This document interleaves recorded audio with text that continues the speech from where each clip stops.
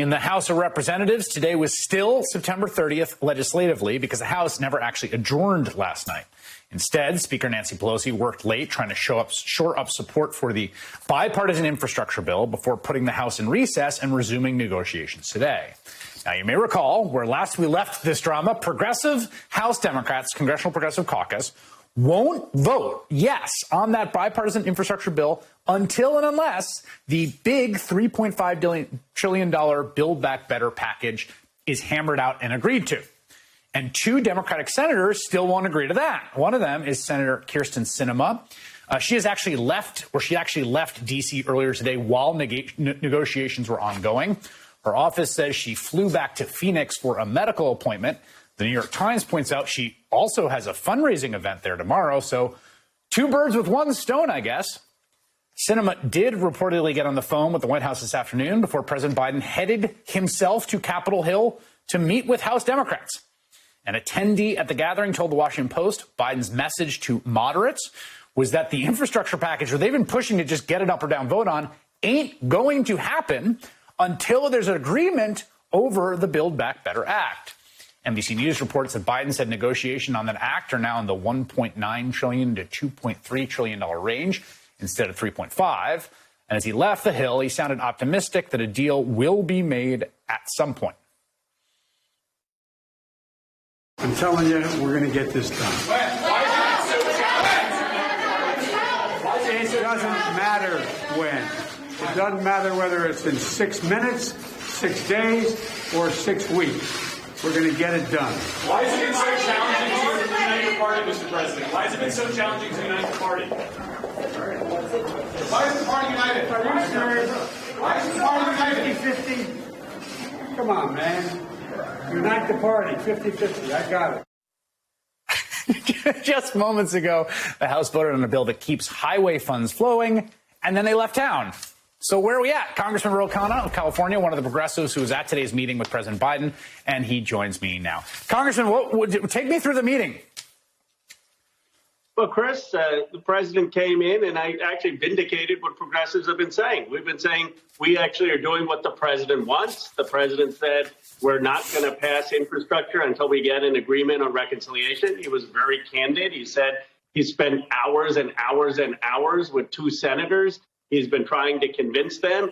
He hasn't succeeded yet, but he's making progress. And he said he's told the senators, don't give me a number. Tell me what you're for, and then let's figure it out. And the range you reported, obviously, is one possibility. But the main thing he emphasized is let's come to a consensus in what we're for.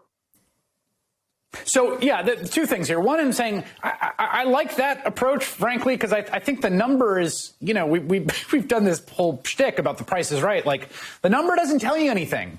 The number of a thing doesn't tell you the value of a thing, the price of a thing. Like, it could be overpriced, it could be underpriced. There's ways that spend money that are bad. There's ways to spend money that are good. Like, so what he's saying is we want to negotiate on programmatically what are we trying to do, and then reach an agreement across the entire caucus. All 50 senators are in. And at that point, you and the Progressive Caucus feel like you can go ahead and pass the bipartisan infrastructure bill. Is that right?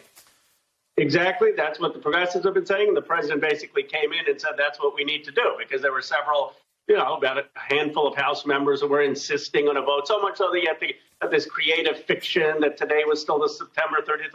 Only in the House of Representatives would they dream up that stuff. The president basically came and said, look, we have to get a reconciliation agreement.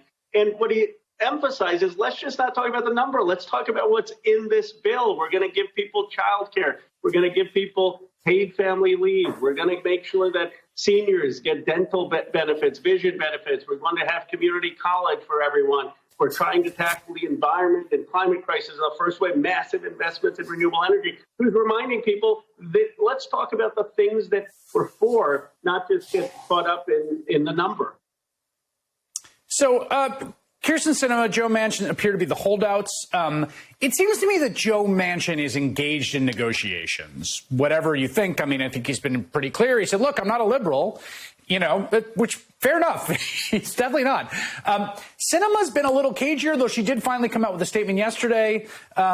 What do you think about her going back to Arizona for a fundraiser, at least in part? The hotel confirmed the event, which kicks off with a cocktail reception 5:30 Saturday, followed by dinner. What do you think about that move?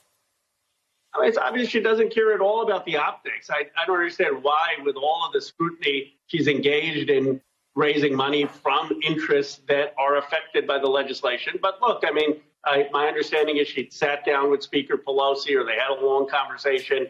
She's at least engaging. I do believe that's because of the pressure that she's finally engaging. And I believe that progressives are going to come to a consensus. So I hope, I've heard she's good on climate. I hope she'll be strong on those provisions and let us know what she's for and what she's against. But maybe she'll say, oh, I'm not for paid family leave, or I don't want seniors to get dental and vision, or I don't want people to get free community college. Right. I mean, just tell us what parts are you against. So wait a second. I just want to make sure. So she sat down with Pelosi? She had a conversation, whether it was sitting down or over the phone. I've been told that she did have a conversation, and that's productive. I mean, she's if at least she's engaging. All right, Congressman Khanna, thanks so much for your time tonight. Thank you. Don't go anywhere, Senator Richard.